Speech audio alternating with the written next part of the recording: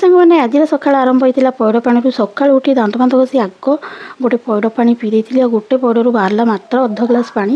ଆଉ ପଇଡ଼ଟା ନେଇଛି କେତେ ଟଙ୍କା ଜାଣିଛନ୍ତି? ଗୋଟେ ପଇଡ଼କୁ 35 ଟଙ୍କା। କିନ୍ତୁ ତା ଦେହରୁ ପାଣି ଯେତିକି ବାହାରିଲା ତ 10 ଟଙ୍କାର ବି ନୁହଁ।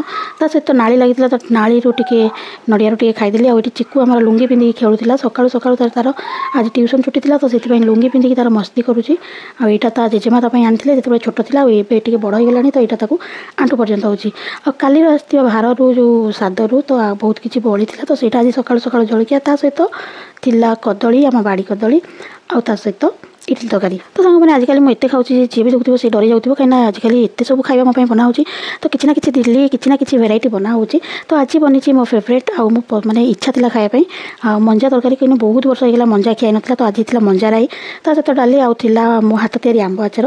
ଆଉ ବିଶ୍ୱାସ କରିନି, ମଞ୍ଜା ରାଇ ବୋଧେ 10-15 ବର୍ଷ ପରେ ମୁଁ ଖାଉଛି, ଆଉ ବହୁତ ଟେଷ୍ଟି ଥିଲା। ତ ମୁଁ ଏଠି ଖାଉଛି ଭାତ, ଆଉ ଚିକୁ ଆମର ଖାଉଛି ବରା ତରକାରୀ, କାହିଁକିନା ତାର ଫେଭରେଟ୍ ହେଉଛି ବରା ତରକାରୀ। ଆଉ ଆଜି ଜିଦ୍ଦି କରିକି ସେ ଖରାବେଳେ ବରା ତରକାରୀ ଖାଇଛି। ତ ଆଜିର ଭିଡ଼ିଓ ଏତିକି ରହୁଛି। ଜୟ ଜଗନ୍ନାଥ।